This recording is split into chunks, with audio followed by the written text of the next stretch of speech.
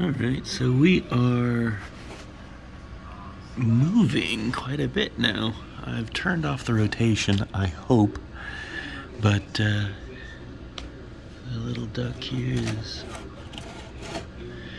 able to get around and move now, which is good. That's a good sign. I haven't opened up the plastic here to visually inspect the new duckling yet. While they're wet, it's not a good idea to do that because they can get cold so very quickly. So inside there, we're controlling the temperature and the humidity to be a certain amount, and I've actually got another gauge that's in there. So it's very, very humid in there, and it's very, very warm. So even though it's warm, it's going to take them a while to dry out.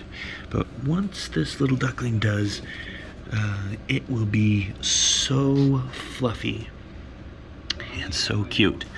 But hatching is an extremely exhausting activity for this duck to do, so they'll usually spend a lot of time napping, and while that's going on, they're continually drying out, so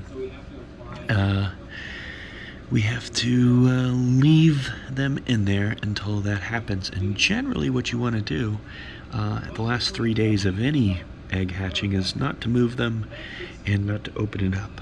So that's mostly for the babies to have a little easier time orienting in the egg. And so when they come out of an egg, their head is actually under one of their little wings, and they use the wing to direct how they peck out of the egg. At least that's how it works in chickens, and I imagine it's pretty close to the same with muscovies and other small birds. But we have all of those white eggs in that line right there, which is 5, that are also potentially very close within 3 days of hatching like this one. And you're not supposed to open it up, although I almost always do. It makes me nervous to have them in there once they're good, because I don't want this little plastic piece right here that's white. It actually moves around in a circle, and the engine's pretty good size, I would imagine, compared to a duck, and I really don't want this duck to get ground up. So it makes me nervous. I've been watching it. I'm pretty sure it's turned off, but not positive.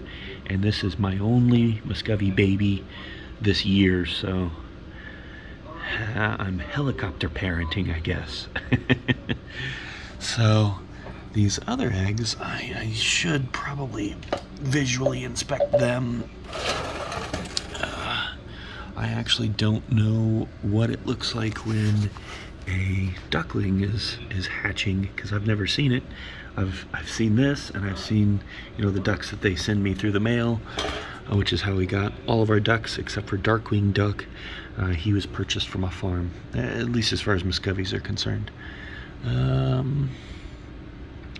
With chicks, there's usually something called a PIP, a PIP, and that means where the egg has been cracked in a very, very small area by a bird beak. And that is when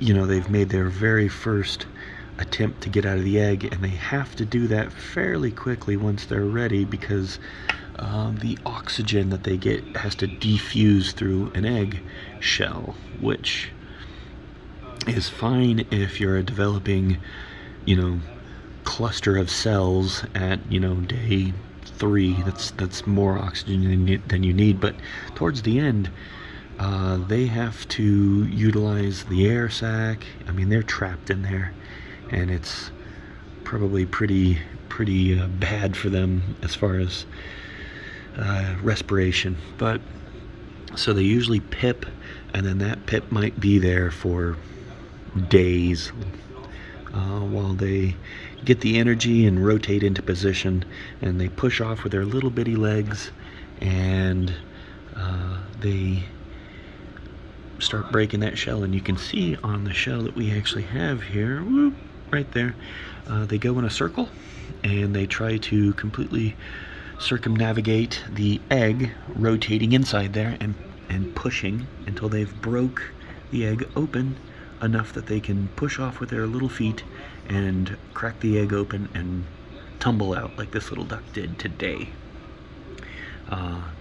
It's not uncommon for them to accomplish this in an hour, and it's not uncommon for them to accomplish this in 2 days. So these other eggs might not be ready, and even when they do get ready, they might take another 2 days to crack open. So this is just our early duck, and my goodness, you have some big eyeballs, buddy. But you are so cute. Yep, and we're exploring our environment, which means we're feeling a little bit better than we were earlier. They take lots of naps, just like babies, and they have to do the whole hatching process themselves, so that's got to be pretty rough on them too. So there we are. Got our our baby muscovy, which is just going to bite everything to see if it's food, and then shake our little beak. Well, as soon as you dry off, buddy, you can go into the big brooder box. Yep. They are so cute. And so this little guy, obviously he can be no bigger than an egg right now, and their eggs are not huge. But you can kind of see a size-by-size comparison here. And I've actually done a little video on that as well, where I show off the size of one of these and the size of a goose egg. And we initially had 2 goose eggs in here, but they were non-fertile and they never progressed at all. And that was a lot of work because they're actually slightly bigger than the little slots that are in my incubator. So they were not rotating at all. I imagine I could probably clip out this little divider here and pop them in there, but I was just rotating them myself by hand, and I did that for a couple of weeks, and it didn't look like the eggs were viable, so they're not here anymore. But you can kind of see that you put your finger up here, and the little birds will follow it, and they will come towards you. So if I pull this the other direction here, and I show the little duck where I am, she'll walk over this direction and try to stay wherever I am. And that's because this little duck has had 3 interactions. A long distance with my daughter, who the duckling probably couldn't see, me, and the actual watcher of the eggs, which is Milkshakes, the kitty. She patiently watches the eggs and the little birds when they're born. And she actually really likes babies. So she watches all of our chicks hatch. And I used to keep them in the room here because this room was very warm before I had the big brooder box.